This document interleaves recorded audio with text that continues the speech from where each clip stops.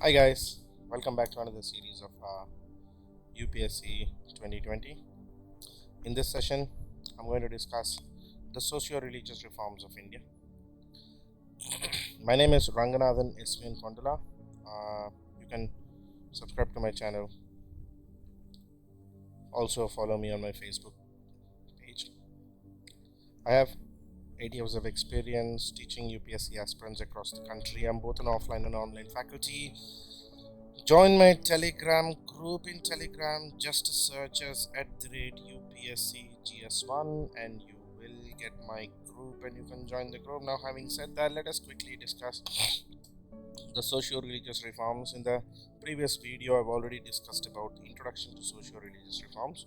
In this session, let us quickly discuss Raja Ram Mohan Roy.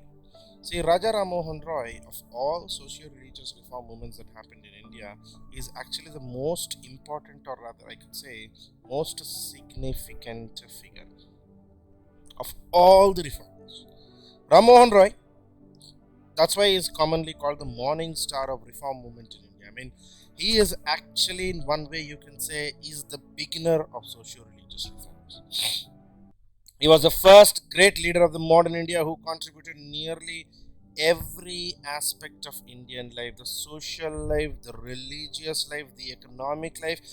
And he was not a normal man. He was a very well learned, educated scholar of his times, and he was very proficient in the languages of Oriental as well as European. Oriental word implies languages of India and Asia, India, Middle East, and Asia. He knew very well Sanskrit, Arabic, Persian, English, French, Latin, Greek. You can understand he's very well educated in whatever he was doing. His extensive learning actually helped him open his mind to new knowledge. Raja Ram Mohan Roy always questioned blind religious bigotry. Bigotry means blind superstition. At a time when other English educated Bengali youth were getting attracted to Christianity, he actually stood his ground for a healthy synthesis of East and West. See, Raja Ram Mohan Roy believed that Eastern cultures and Western cultures need not actually replace, but rather can actually co-integrate. Ram Mohan Roy, some books say was born in 1772, some say 1774. Okay, his most greatest contribution is in 1829. He worked along with Lord William Bentinck to ban sati, or to end the practice of sati in India. He did not belong to any caste. He was against idol worship and also against any orthodox Hindu cultural systems. Roy even studied Hindu philosophy very deeply. He knew his philosophical beliefs. At the age of 15, we call him polyglot because he knew many languages. He learned Bangla, Persian, Arabic, and Sanskrit. In 1822, Roy's greatest creation was the English school. Okay, and in 1828, he ended up even establishing Brahmo Samaj or Brahma Samaj, which stood against idol worship, which also denounced religious bigotry or polytheism. For by all standards, we can actually say Raja Ram Mohan Roy is the maker of modern India. Roy possessed great love for traditional Indian philosophical systems. You must have heard about the Shad Darshanas. I'll do a full course on Shad Darshanas shortly in this channel. Shad Darshanas are 6 philosophical systems of India. Okay, particularly the Vedas and Upanishads. Roy was expert in this. At the same time, he also believed that modern ideas are the ones which India actually requires. We cannot simply survive on the basis of the past, on the basis of ancient India. So Roy always wanted his countrymen to imbibe the Western ideas, particularly the concept of reason and humanism. Roy was somewhat, you can say, the earliest Indian philosophers to actually promote the concept of rationalism. Roy had very strong critique of Hinduism. Roy believed vigorously, he actually opposed vigorously evil practices in Hinduism like idol worship, casteism, meaningless religious rituals. I mean, for example, animal sacrifice. sati. He was also cut particularly against Brahmin priests for encouraging malpractices and also keeping the common Indians ignorant of the original Indian culture. He held all the principal texts of Hindus such as Vedas and Upanishads, which actually preached monotheism or worshipped of God. So basically, he was one of the earliest, you can say, reformers. That's why we call him a reformer. He wanted people to go back to Vedic system. He published in Bengali translation of some of the very important documents of Hinduism like Vedas. His translations and writings in vernacular also helped in promotion of Bengali literature in India. In 1805 came his greatest book of his, you can say, his first philosophical works, Tufat ul Mubahideen, Gift to Monotheists, in which Roy gave a very detailed analysis of all the major religions in the world and eventually putting forward the logic of reason and the logic that God is one. In 1820, he even published another book called Precepts of Jesus, in which he tried to apply rationality to Christianity. So, just as any philosopher, Roy was not just somebody who would blindly oppose even Hindu bigotry or Hindu religious bigotry. He was rational towards all religions, including Christianity. So, Tufatul Mubahideen was about India, whereas Precepts of Jesus was mainly about Christianity, and he wanted to apply rational thought to Christianity. In Roy's view, the power of human reason was the final authority over any doctrine. For Roy, all religions were merely ideas which one must follow, not just blindly believe. One should not hesitate to depart from the holy books. This is what Roy always said. So just because a Veda says something, or your Quran says something, or your Bible says something, just blindly do not follow them. They are merely a kind of guidelines. That's what Roy's ideas are. Roy's daring religious outlook bore him very much hostility. In fact, his own mother was against Roy. She was one of the first persons to protest against Roy. The Orthodox elements continuously condemned him for his heretic and outcast him by organizing a social boycott. This was even joined by his own mother. Roy was not just a religious reformer, he was also active in very lot of political concepts. Atmiya Sabha in 1814 is where he actually started the first reform activities. He formed Atmiya Sabha and carried out persistent struggle against various socio-religious malpractices, particularly among Hindus of Bengal. Brahmo Samaj, the Society of Gods, was started in 1828.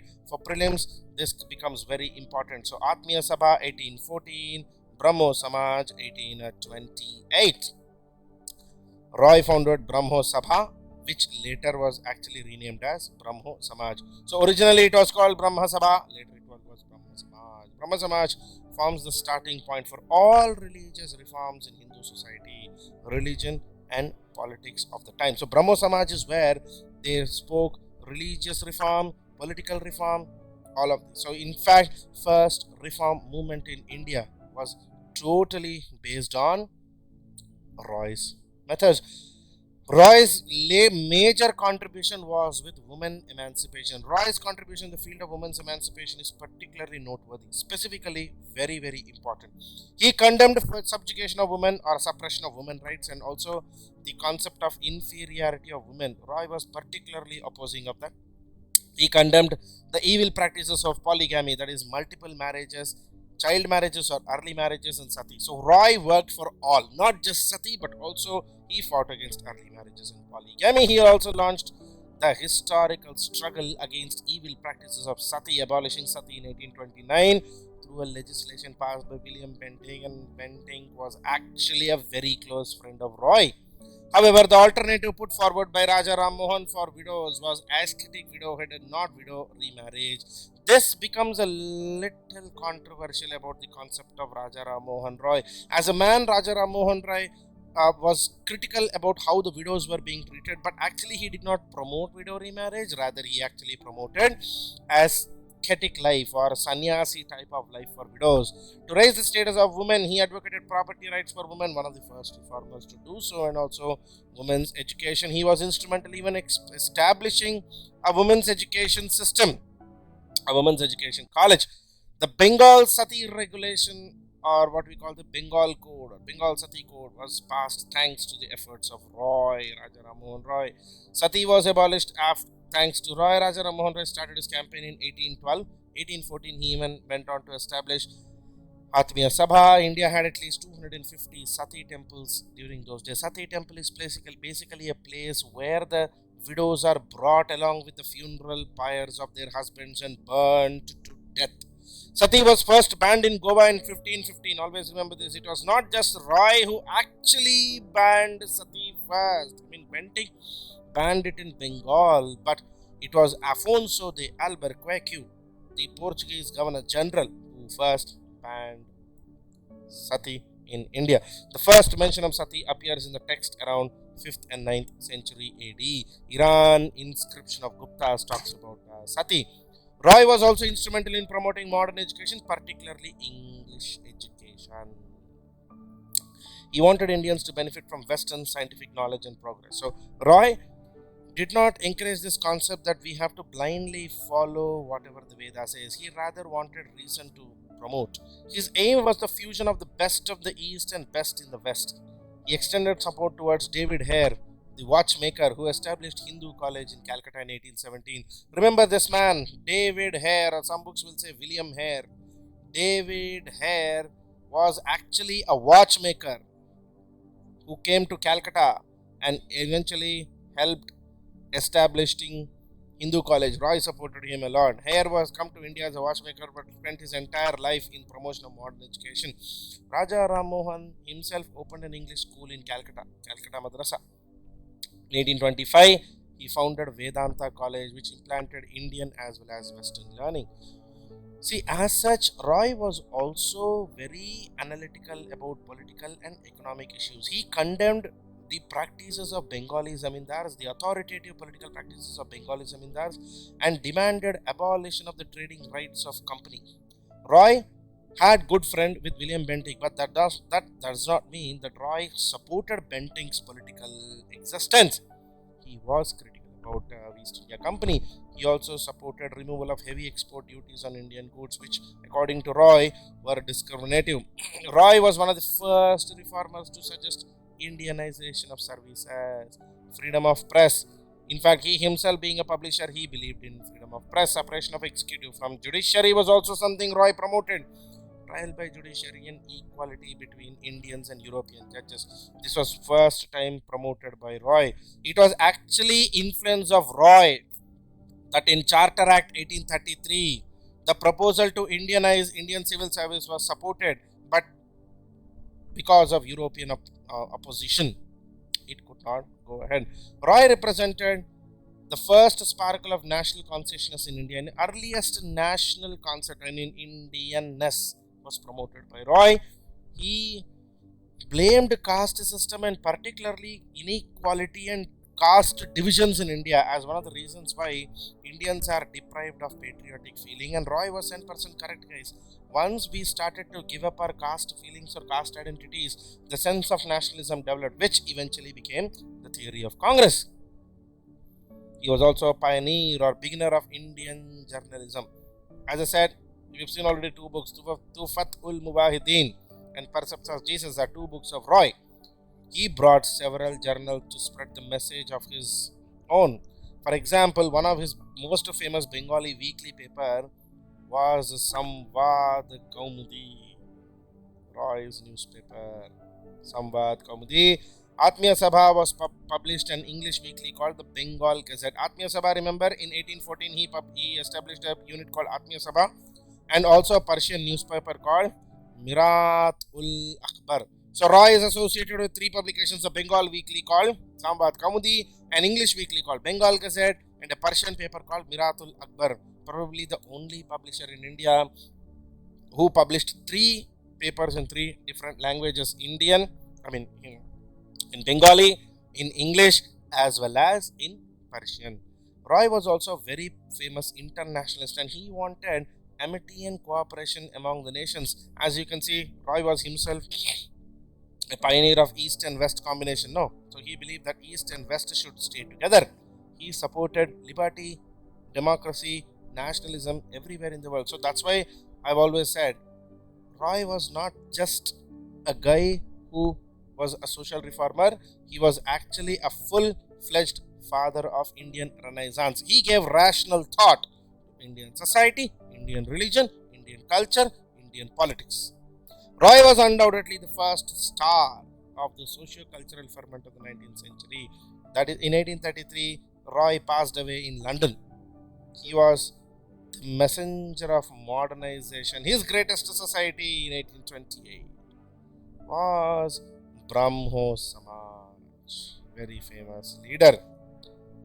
Brahmo Samaj. We will see the story of Brahmo Samaj in the next class, in the next video.